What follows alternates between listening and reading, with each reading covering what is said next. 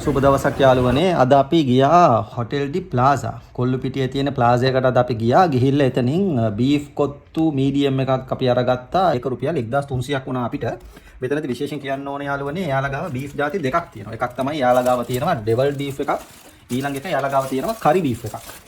කරි beef කියන්නේ සාමාන්‍යයෙන් මස් කරියක් වෙන විදියට හදපු බීෆ් එකක්. ඩෙවල් එක ඔයාලා දන්නවනේ, ඩෙවල් කරපු බීෆ් එකක්.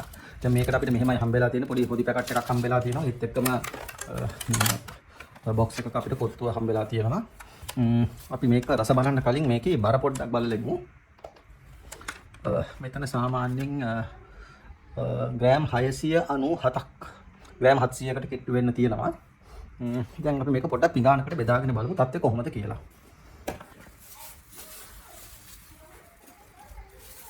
හරි. මෙන්න මෙහෙමයි තියෙන්නේ. කොත්තුව නම් හොඳට දිලිසි තියෙනවා. රොටි ඔයාලට පේනවා ඇති හොඳට හීනියට කපපු රොටි තමයි පාවිච්චි කරලා තියෙන්නේ. බලන්න යාළුවනේ මේකේ තියෙන බීෆ් තොගේ. බීෆ් තියෙනවා, කට කපලා බීෆ් තියෙනවා. ඒක තමයි මෙයාලගේ තියෙන විශේෂත්වය. 1300ක් වුණාට බීෆ් නම් දාලා තියෙනවා, හොඳටම දාලා තියෙනවා. කාට හරි බීෆ් දොළ දුකක් බීෆ් කන්න ආසාවක් එහෙම තියෙනවා නම් කන්න කොළඹ කන්න කියාපු කොත්තුව.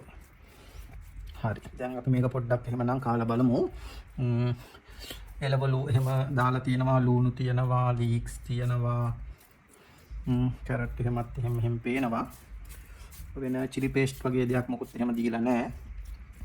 හොඳට බීෆ් නම් තියෙනවා. මේ කරි බීෆ් ඔයාලට කිව්වා වගේ මිල 1300ක් වුණා. එහෙනම් බීෆ් කෑල්ලකුත් එක්ක මේක කාලා බලන්නම් කොහොමද රස කියලා.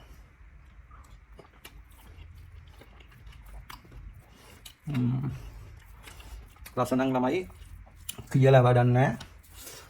හොඳ මුස්ලිම් දෙයකින් බීෆ් කෑල්ලක් කෑවහම මේ තියෙන රහ මෙන්න මේ කොත්තුවේ තියෙනවා. හොඳටම හොඳ සොෆ්ට්. ඔයාලට පේනවා ඇති මේ හම් කෑලි සව් කෑලි එහෙම නෙමෙයි දාලා තියෙන්නේ. හොඳ බීෆ්, හොඳ කොටු කපපු හොඳ බීෆ් පාවිච්චි කරලා තියෙනවා. ක්වොන්ටිටි එකත් හොඳයි. ගෙවන ගානට මට නම් පාඩු නැහැ.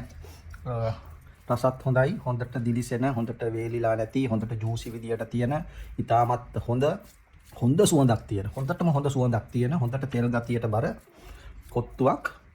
ඔයාලත් කොළඹ පැත්තේ බීෆ් කොත්තුවක් කන්න ආසාවක් තියෙනවා නම් අනිවාර්යයෙන්ම try කරලා බලන්න. මට නම් කියන්න වෙන කිසිම අඩුපාඩුවක් නැහැ. එහෙනම් අපි ගියා තව වීඩියෝ එකකින්. එහෙනම් අපි හම්බ වෙමු. සුබ දවසක්.